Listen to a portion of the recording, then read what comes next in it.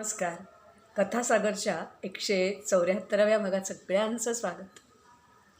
आज शनिवार म्हणजेच मुक्ती स्वातंत्र्य या संदर्भातली गोष्ट. गेल्या वेळेला आपण जी गोष्ट बघितली होती या महाराज लवकर या त्याच मालिकेतली गोष्ट आहे.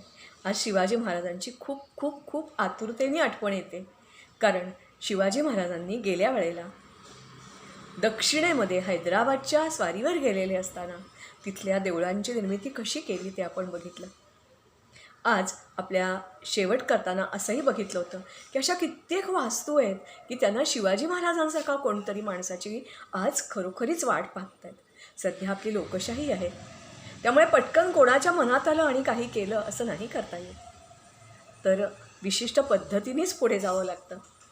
आणि आज आपल्या गोष्टीचं नाव आहे खरोखरीच याचा निर्माता कोण बरं.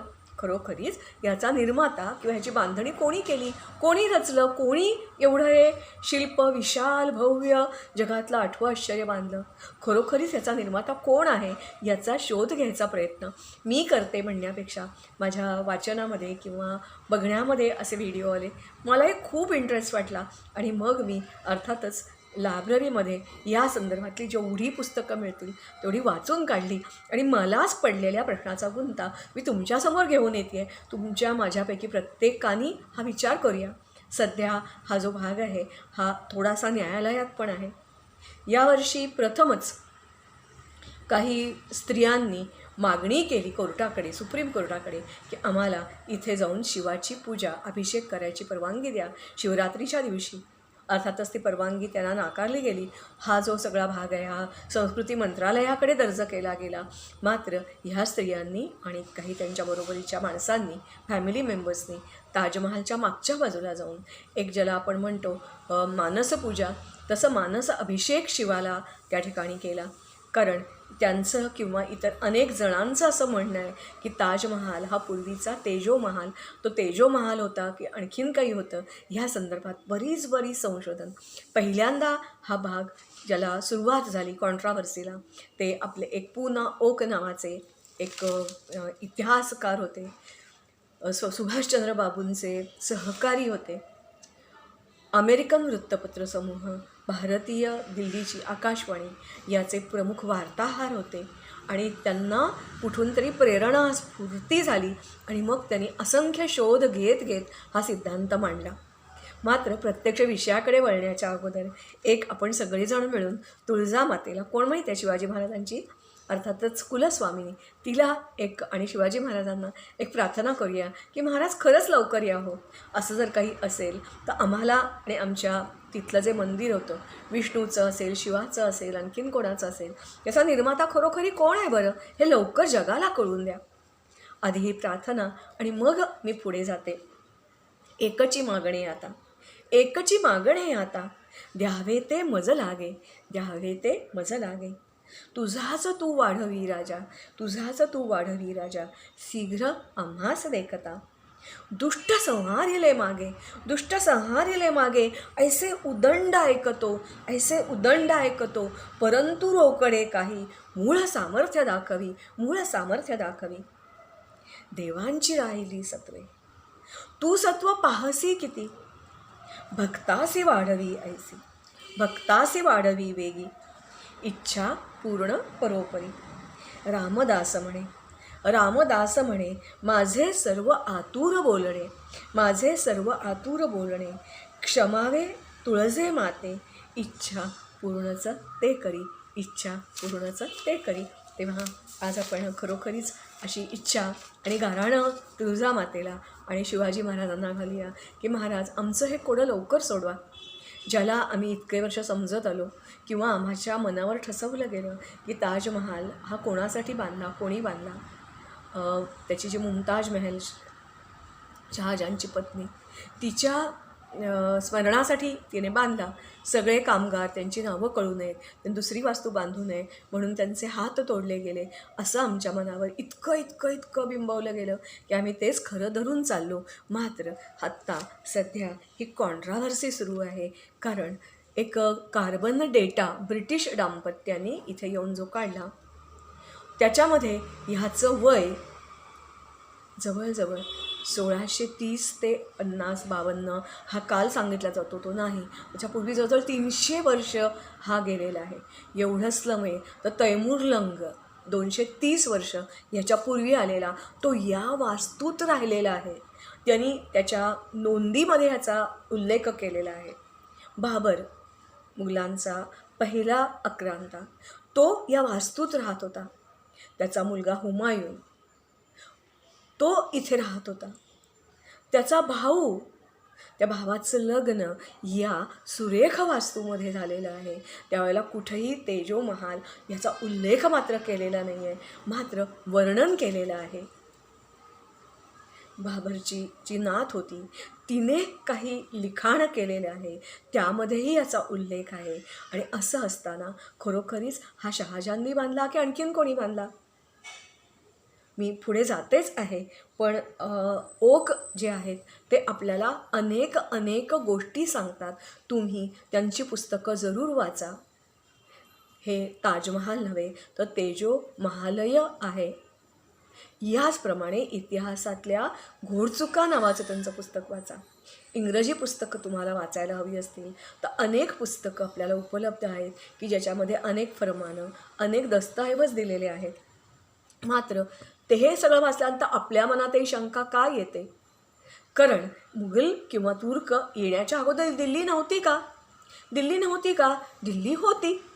दिल्ली होती कारण दिल्ली म्हणजे पूर्वीचं इंद्रप्रस्थ. दिल्लीचं इंद्रप्रस्थ पांडवांनी बसवलेलं तीर्थ इंद्रप्रस्थ. याच्यानंतर कुरु घराणं जे होतं ना, ते कुरु घराणं या ठिकाणी राज्य करत होतं.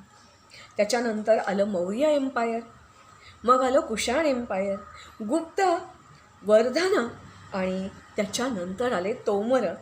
हे तोमर जे आहेत मग चहामाना आणि मग आणखीन कोणी असतील ते. पण हे जे तोमर घराणं होतं ते पण स्वतःला अर्जुनाचे आपण पूर्वज आहोत, अर्जुन आमचा पूर्वज आहे असं मानतात. एवढंच नव्हे तर ह्या सगळ्यांनी काही ना काही वास्तू उभारल्या असतील, व त्या गेल्या कुठे? हे तर मोठी मोठी नावं आहेत ना. आत्ता आपण जी ऐकली, कुशाण, गुप्त, मौर्य एम्पायर किंवा वर्धन, हा हर्षवर्धन, ह्या सगळ्यांनी बांधलेली गेली कुठे? याच्याच पलीकडे जाऊन आत्ता जे कार्बन डेटिंग किंवा एक नवीन सायंटिफिक मेथड आहे किंवा तिथे जे पुरावे, 2 प्रकारचे पुरावे आहेत. प्रत्यक्ष ताजमहाल हा एक बोलका पुरावा आहे आणि रहस्य दडलेलं आहे. ते जयपूरच्या राजघराण्याच्या पत्रव्यवहारात किंवा ह्या ताजमहालामध्ये असंख्य कमरे, जवळजवळ 420 कमरे बंद केलेले आहेत. विटा आणि चुनांनी बंद केलेले आहेत. अर्थात काही वेळेला जे असं आपण म्हणतो ना की एखाद्याने चोरी केली, पण चोरी करताना किंवा खून केला, काहीतरी पुरावा मागे सोडतो ना, तसे 1-2 नव्हे, शेकडो पुरावे या ताजमहालमध्ये मौजूद आहेत की ते आपल्याला इंडिकेट करतात की हा महाल, ही वास्तू ही शहाजहाननी नक्कीच बांधलेली नाही आहे आणि त्याच्या प्रिय पत्नी हिच्या स्मरणार्थ बांधली. तर सरासर झूट आहे, पण त्याला 5,000 बायका होत्या. 5,000 बायका होत्या. मुमताज महल वारली, ती कुठे वारली? तर ती वारली बर्राणपूर मध्य प्रदेशात 30मध्ये. तारीखही नक्की तिची उपलब्ध नाही आहे. आणि ह्याचं बांधकाम मग 22 वर्ष होतं कुठे तिचं प्रेत ठेवलेलं. आपण त्याच्याकडे आता नको वळूया. मात्र हे जे त्याच्या अगोदर तैमूरलंग तिथे राहिला होता, बाबर राहिला होता, हुमायून राहिला होता, तर ती वास्तू पहिली जी होती त्याचं नाव काय होतं नेमकं? तिकडे वळण्याच्या पूर्वी 300 वर्ष म्हणजे कदाचित शक्य आहे. मी म्हटलं तसं हे गूढ तुम्हाला आणि मला उकलणं शक्य नाही आहे. आर्किओलॉजिकल सर्व्हे ऑफ इंडिया आणि गव्हर्नमेंट ऑफ इंडिया यांनी हे गूढ उकलायचं आहे, कारण अल्टिमेट जबाबदारी त्यांची आहे. कारण स्वातंत्र्य म्हणजे फक्त स्वातंत्र्याचा महोत्सव, एक सत्ता गेली आणि दुसरी आली म्हणजे आम्हाला स्वातंत्र्य मिळालं असं नव्हे. तर आमची संस्कृती, कला, आमचं धरोहर हे आमचं आहे. कित्येक वर्षापर्यंत आपण कोणी परदेशी पाहुणा आला तर त्याला भेट देतो ताजमहाल. आता आपण ते बदललं आणि गीता द्यायला लागलो, कारण ही कॉन्ट्राव्हर्सी अधिक तूळ पकडायला लागली. विशेष करून ओक यांनी पहिल्यांदा एक पुस्तक लिहिलं आणि पुस्तक लिहिल्यानंतर त्यांनी देशी विदेशी असंख्य ठिकाणी व्याख्यानं दिली. असंख्य इतिहासकारांना ते भेटले, इतिहासाच्या प्राध्यापकांना भेटले आणि मग त्या सगळ्यांनी मान्य केलं की हां, तुम्ही म्हणताय ते सत्य आहे. मात्र हे सत्य शोधायचं असेल तर आपल्याला archaeological survey of India, government of India, मला वाटते आत्ता सध्या एक जे आग्र्याचं जिथलं जे म्युझियम आहे त्या म्युझियमला नाव दिलं गेलेलं आहे शिवाजी महाराज. शिवाजी महाराज महाराष्ट्राचे, पण तिथल्या मेमोरियलला नाव दिलं आहे शिवाजी महाराज मेमोरियल असं तिचं नाव होणार आहे. दुसरी गोष्ट, हा जो अनंगपाल टू हा जो अनंगपाल टू आहे ना, याचा पुतळा उभारला जाणार आहे. कोण होता हा अनंगपाल? तर मगाशी मी म्हटलं इंद्रप्रस्थ आणि कोणी कोणी त्याच्यावर राज्य केलं. मधल्या काळामध्ये मात्र थोडंसं इथला इतिहास झाकोळला गेलेला होता आणि मग या अनंगपाल टू हा जो होता त्यांनी ही दिल्ली, म्हणजे इंद्रप्रस्थ नव्हे तर दिल्ली आग्रा हे बसवलं. हरियाणाचा तो राजा, पण हरियाणा म्हणजे आत्ताचा हरियाणा आहे तेवढं नव्हे, तर ह्याच्यामध्ये खूप मोठा भाग येत होता.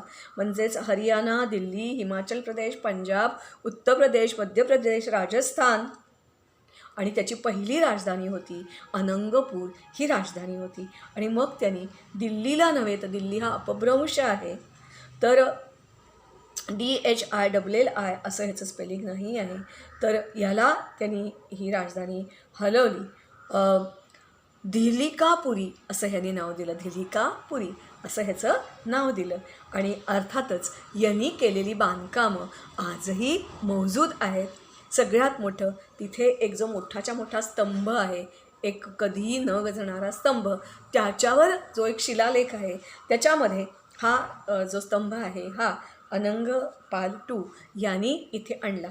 याच्याशिवाय आत्ताचं जे कुतुब मिनार आपण म्हणतो त्या ठिकाणी 27 देवळांचा समूह होता.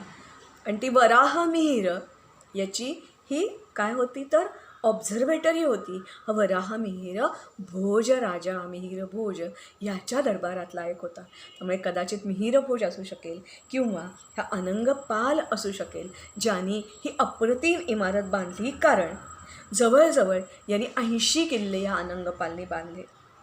त्याच्याशिवाय त्रिभुवनगिरी, पाटण किल्ला, बिल्लशहा, बादलगड भरपूर बांधले. त्याच्याशिवाय अनेक जोहड बांधले. एक तिथे एक मोठं सूरजकुंड नावाचं एक धरण आहे. हे धरण त्यांनी त्यावेळेला बांधलं. आणि याच्याशिवाय यांनी अनेक अनेक अनेक अनेक अनेक गोष्टी या तिथे बनवल्या. तिथला जो लाल किल्ला जो आहे तिथे त्याचा लोहगड किंवा लाल किल्ला जो आहे तोही त्यांनी बांधलं. आणि याच्या काळामध्ये हा 11व्या शतकातला राजा आहे. आणि याचं जे बांधकाम सांगितलं जातं त्याच्यापूर्वी जे कार्बन डायटिंग मिळालेलं आहे, म्हणजे कदाचित भोजराजा असेल किंवा या 11व्या शतकातला हा जो अनंगपाल, कारण तैमूरलंग त्याच्यापूर्वी 230 वर्ष आणि त्यावेळेला ती अत्यंत चांगली अशी इमारत होती. त्यावेळेला पडझड झालेली नव्हती, काही फेरबदल केलेले नव्हते. त्यांनी केलेलं जे वर्णन आहे, इतके कमरे आहेत, इतकं आहे, असं आहे, तसं आहे, ते तंतोतंत याला लागू पडतं. आणि म्हणून शक्यता आहे एक तर मिहीर भोज असेल किंवा अनंगपाल असेल की ज्याने त्या अनंगपालच्या मुलाचं नाव आहे परत तेजपाल, TEJAPALA. तेव्हा कदाचित आपल्या मुलाच्या नावावरून त्यांनी ह्या इमारतीचं, हे तेजोलय तर नाहीच आहे, म्हणजे ताजमहाल ते नाव नाहीच आहे. पहिलं काय नाव आहे ते आपण बघूया, पण ह्यांनी बांधलं असण्याची शक्यता आहे. किंवा तिसरी शक्यता अशी आहे की गढवाल घराणं हे पण त्यावेळेला होतं. आणि हे गढवाल घराण्याचं गोविंदचंद्र नावाचा एक अप्रतिम राजा होऊन गेला.